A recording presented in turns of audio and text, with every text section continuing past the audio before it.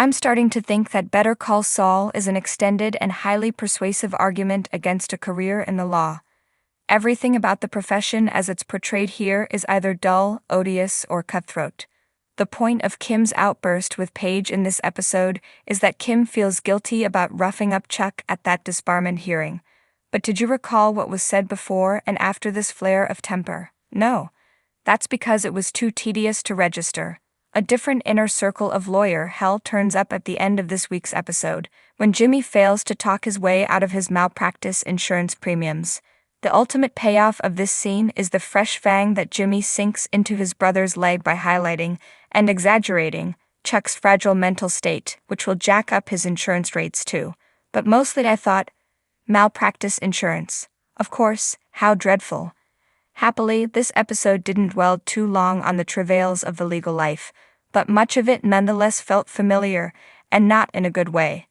Jimmy has returned to hustling mode, this time trying to badger and woo potential buyers of the airtime he's already purchased. He's got car trouble. Again, he's looking for marks to con in a bar. Again. There is something deflating about watching the younger McGill go backward, career-wise, particularly in a show that is really focused on the man's professional and personal journey. At this point, he is sort of sputtering. This may reflect the way life is actually lived, but it isn't particularly compelling.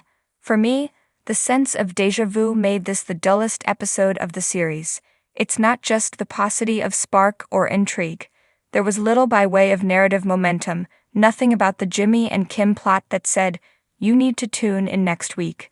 3 episodes left. We know the season is heading somewhere. Beyond the looming showdown between Hector and Gus, we should by now have a better sense of what direction that is. Then there were smaller annoyances. Those barroom cads that are sized up for scamming, they really bring out the most cartoonish impulses of the Better Call Saul writers. This is a $14 glass of puke. The buffooniest of them shouts at a waiter, please, nobody would say that. And did we really need 2 scenes of the TV ad hard sell, with the Wes Anderson trio in tow? Wouldn't one have made the Jimmy has hit bottom point?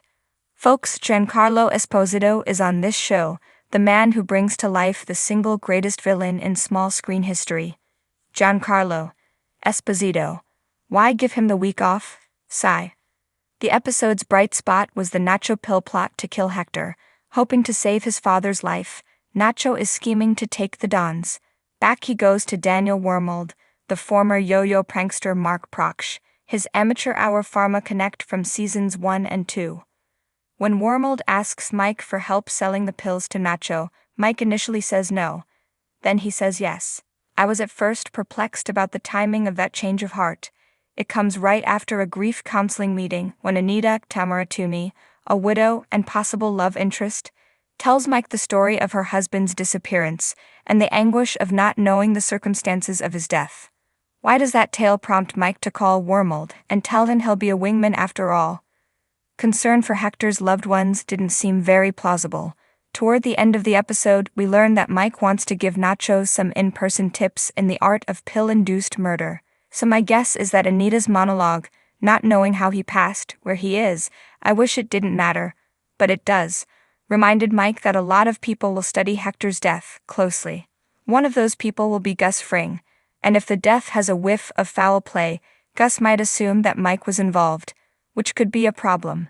The only mystery is the one more thing that Mike says he needs from Nacho. That'll do for our cliffhanger of the week. Stray thoughts. Asterisk, this show is badly in need of a German. Specifically, it needs Peter Schuler, the executive from Madrigal's fast food division, who will help Gus build his meth super lab. He turned up in Breaking Bad just long enough to sample some dipping sauces, and then commit suicide as the authorities readied his arrest. That leaves plenty of blanks to fill, and the actor who played Schuler, Norbert Weiser, was in a Pepsi commercial not long ago. I think he's available. I keep hoping to see his name in the opening credits. Asterisk, even when this show fails to thrill, it still looks and sounds a cut above just about any other on television. Take the opening scene. It's just a group of people lining up for community service, but it has the feel and sound of well-crafted cinema. The faces alone, people Fellini would have found had he worked in the Southwest, are perfect.